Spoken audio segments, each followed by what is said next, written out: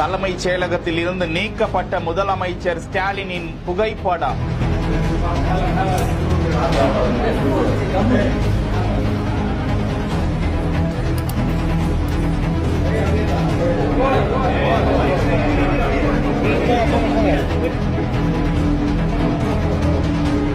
தமிழகம் முழுவதும் அரசியல் தலைவர்களை திரும்பி பார்க்க வைத்த காட்சி.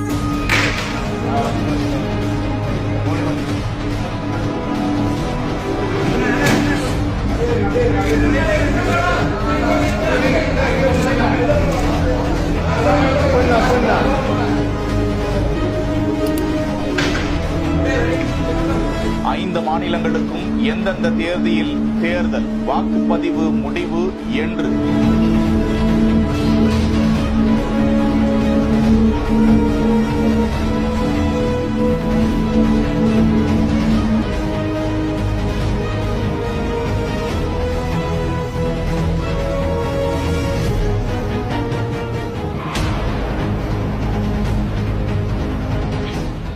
தமிழகத்தில் ஏப்ரல் 23ஆம் தேதி 2026ஆம் ஆண்டுக்கான சட்டப்பேரவை தேர்தல் நடைபெறும் என அதிகாரப்பூர்வமாக தலைமை தேர்தல் ஆணையர் ஞானேஷ்குமார் அறிவித்திருக்கிறார். பதிவான வாக்குகள் மே 4ஆம் தேதி எண்ணப்படும் என்றும் அன்றைய தினமே யார் வெற்றியாளர் என்ற தகவலும் வெளியிடப்பட்டுவிடும். தேர்தல் தேதி அறிவிக்கப்பட்ட உடனேயே தேர்தல் நடத்தை விதிகளும் அமலுக்கு வந்துவிட்டன. இதனைத் தொடர்ந்து சென்னை தலைமைச் செயலகத்தில் இருக்கக்கூடிய முதலமைச்சருக்கான புகைப்படம் அங்கிருந்து நீக்கப்படுவது வழக்கம் என்ற நிலையில் உடனடியாக அரசு அதிகாரிகள் அந்த படத்தை நீக்கி இருக்கிறார்கள். மேலும் தேர்தல் நடத்தை விதிகளாக இனி அரசு சார்ந்த விழாக்களோ அடிக்கல் நாட்டுதல் போன்ற நிகழ்ச்சிகளோ உடனடியாக நடத்த முடியாது. முதலமைச்சர் யார் என்று அறிவிக்கப்பட்ட பிறகே அரசு நிகழ்ச்சிகள் தொகுக்கப்படும். அதுவரை தலைமை தேர்தல் ஆணையத்தின் கண்காணிப்பில் தான் அரசு அதிகாரிகள், அரசியல் தலைவர்கள் இருப்பார்கள் என்பது குறிப்பிடத்தக்கது. 5 மாநிலங்களில் தமிழ்நாடு, கேரளா, புதுச்சேரி, மேற்கு வங்காளம், அசாம்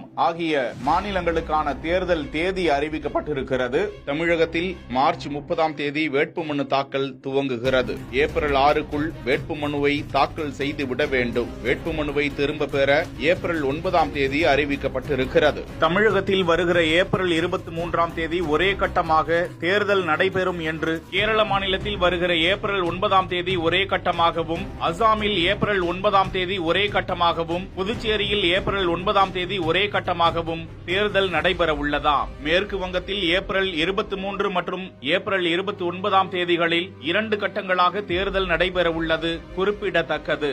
செய்திகளை உடனுக்குடன் தெரிந்து கொள்ள பிஹைண்ட் வுட்ஸ் நியூஸ் வாட்ஸ்அப் சேனலுடன் இணைந்திருங்கள். சமூகத்தில் அடிப்படை வசதி